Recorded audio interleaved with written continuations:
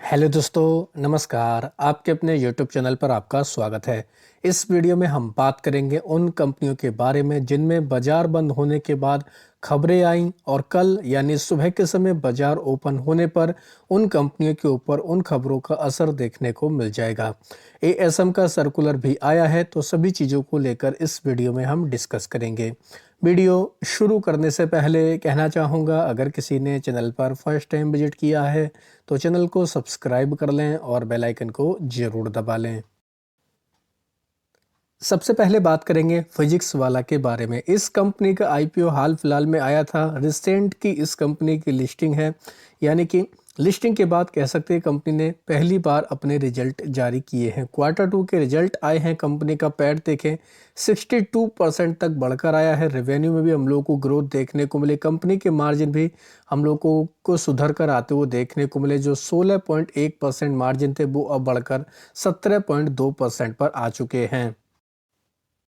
Company की तरफ से इस बार कंसोलिडेटेड अगर पैट देखें वो लगभग 72 करोड़ के आसपास रिपोर्ट किया गया, जो पहले 44 करोड़ के आसपास था। हालांकि रेवेन्यू में 26% की ग्रोथ रही है 1051 करोड़ के आसपास इस बार रिपोर्ट किया, जो पहले 832 करोड़ के आसपास था।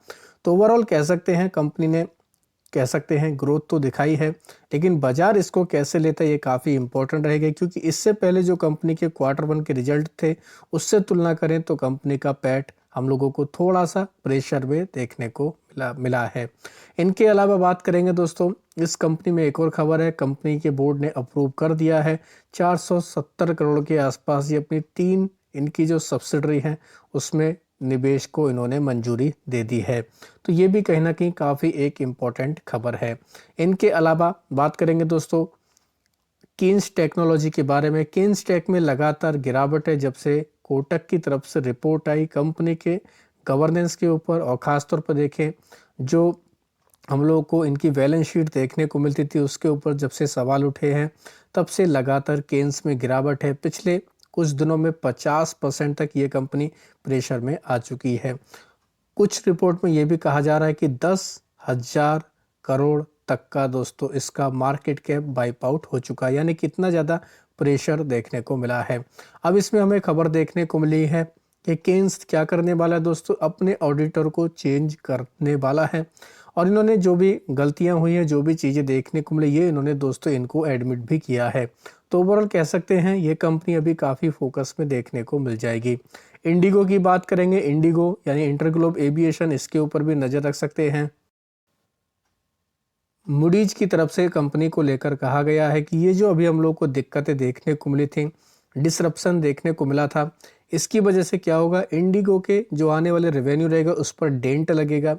और इन्होंने चेतावनी भी दी है कि अगर यही स्थिति रहती है तो कंपनी की रेटिंग भी चेंज की जा सकती है।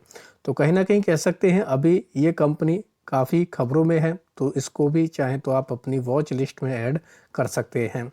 सीमेंस की बात करेंगे। कंपनी के बोर्ड की तरफ से अप्रूव कर दिया गया है 2200 करोड़ का। ये दोस्तों स्लम्प सेल के जरिए इनका लो वोल्टेज मोटर का जो बिजनेस है ये दोस्तों इनोमोटिक्स इंडिया को बेचने वाले हैं। तो ये भी कह सकते हैं इस न्यूज़ की वजह से कंपनी काफ़ी फोकस में रह सकती है। इनके अलावा हाल फिलहाल में लिस्टिंग हुई थी फुजियामा पावर की बात करेंगे, जिसको यूटीएल सोलर भी बोला जाता है। इस कंपनी के भी Q2 के रिजल्ट आए हैं। 97% तक कंपनी का पैट बढ़कर आया है। अगर रेवेन्यू देखें ये भी दोस्तों हम लोग को 72% तक बढ़कर आते हुए देखने को मिला, जो कह सकते हैं कहीं ना कहीं काफ़ी अच्छे नंबर कंपनी की तरफ से रिपोर्ट किए गए हैं। इस बार कंपनी का देखा जाए पैट 63 करोड़ के आसपास रहा है, जो पहले लगभग 32 करोड़ के आसपास था।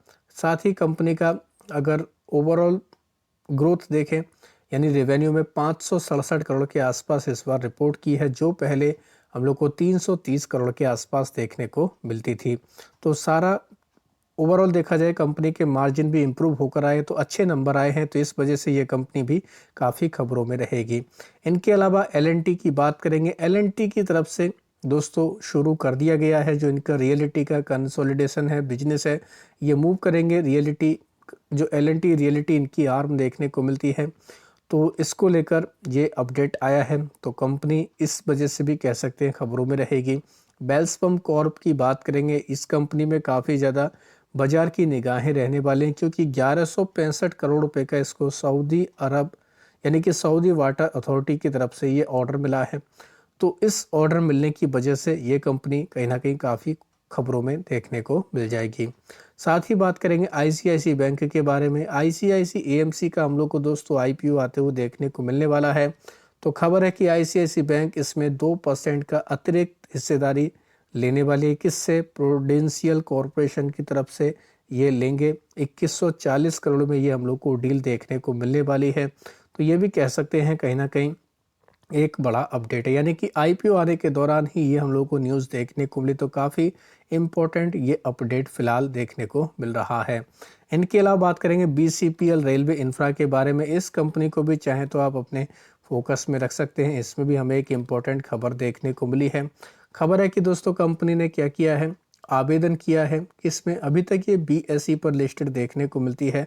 अब कंपनी एनएसई पर इसको लिस्ट कराने के लिए तैयारी कर रही है। इसको लेकर दोस्तों कंपनी ने आवेदन किया है, एप्लीकेशन दिया। तो ये भी एक कहीं ना कहीं कंपनी के लिए एक इम्पोर्टेंट अपडेट है, जिसका रिएक्शन इस कंपनी के ऊपर भी आ सकता है। बजाज फिनसर्व के ऊपर नज़र रख सकते हैं। बजाज जनरल इंश्योरेंस ने रिपोर्ट किया 3,999 करोड़ का ग्रॉस प्रीमियम नवंबर में देखें। अगर पूरे साल का नवंबर तक देखें तो 17,463 करोड़ के आसपास इन्होंने ये रिपोर्ट किया है। तो कह सकते हैं ठीक ठाक नंबर देखने को मिल रहे हैं। तो बजाज फिनसर्व के ऊपर इस न्यूज़ का रिएक्शन आ सकता है। महिंद्रा एंड महिंद्रा, इस कंपनी के ऊपर भी चाहे तो आप फोकस रख सकते हैं। इसके दोस्तों हम लोग को अपडेट देखने को मिले, बिजनेस का डेटा देखने को मिला है। सेल्स की ग्रोथ देखें तो लगभग 20% तक बढ़कर आई है। ऑपरेशनल नंबर पर देखें 91,840 यूनिट इन्होंने दोस्तों बेची हैं, जो पहले 76,797 यूनिट देखने को मिलती थी। तो काफ़ी कह सकते हैं बढ़कर ये नंबर देखने को मिला है। एक्सपोर्ट कंपनी का 7.5% तक बढ़कर है। 3,036 यूनिट इन्होंने दोस्तों एक्सपोर्ट की है। तो ओवरऑल कह सकते हैं हम लोग को ठीक ठाक अपडेट ये देखने को मिला था। महिंद्रा एंड महिंद्रा ये कंपनी भी काफ़ी फोकस में रहने वाली है। इनके अलावा दोस्तों एक खबर देखने को मिली है कि टाटा ग्रुप ने इंटेल के साथ में एक करार किया है, एमओयू साइन किया है। $14 बिलियन का ये हम लोग को दोस्तों एक तरीके से डील देखने को मिल रही है।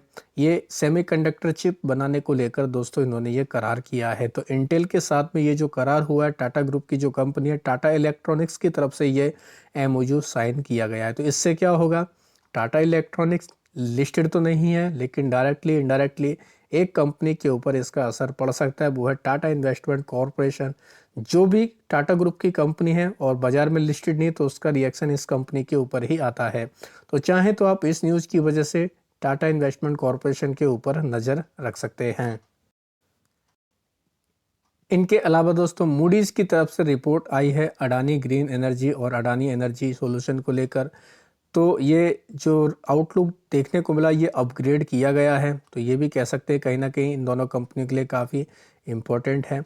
अगर अडानी ग्रीन एनर्जी की बात की जाए, इन्होंने स्टेबल की रेटिंग दी है।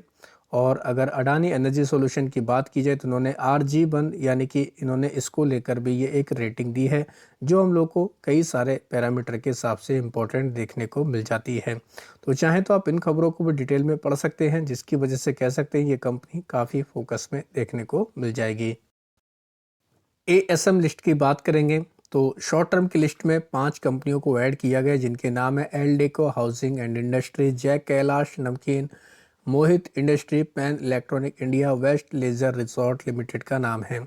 4 कंपनी बाहर निकली, जिनमें आदि इंडस्ट्री, वेस्ट एग्रो लाइफ, कानून गो फाइनेंसरी और श्रीगी DLM लिमिटेड का नाम है। लॉन्ग टर्म की लिस्ट में 4 कंपनी ऐड की गई, जिनके नाम है आदि इंडस्ट्री, एक्जिटा cotton, Bharat global developer, Mahamaya life sciences, साथ ही शुक्र फार्मास्यूटिकल को स्टेज 4 में ऐड कर दिया गया है। साथ ही 10 कंपनियां ऐसी हैं जिनके प्राइस बैंड बदले गए, जैसे अरुण ज्योति बायो वेंचर का 2%, BC पावर कंट्रोल का 20%, Bharat Rohan arrow worn innovation का 5%, इकोबोर्ड इंडस्ट्री का 20%, इनके अलावा केसोराम इंडस्ट्री का 10%, ओक्टावेयर टेक्नोलॉजी और वाणी कमर्शियल का 20% प्राइस बैंड कर दिया गया है। तो ये सारे बदलाव दोस्तों हम लोग को 9 दिसंबर से यानी सुबह से ही देखने को मिल जाएंगे, तो इन कंपनियों के ऊपर इसका असर भी पड़ता हुआ देखने को मिल जाएगा। तो आशा करता हूं दोस्तों आपको ये वीडियो अच्छा लगा होगा। वीडियो अगर पसंद आया तो चैनल को सब्सक्राइब कर लें, बेल आइकन को दबा लें, ज़्यादा से ज़्यादा लोगों में शेयर करें। धन्यवाद दोस्तों, बाय बाय।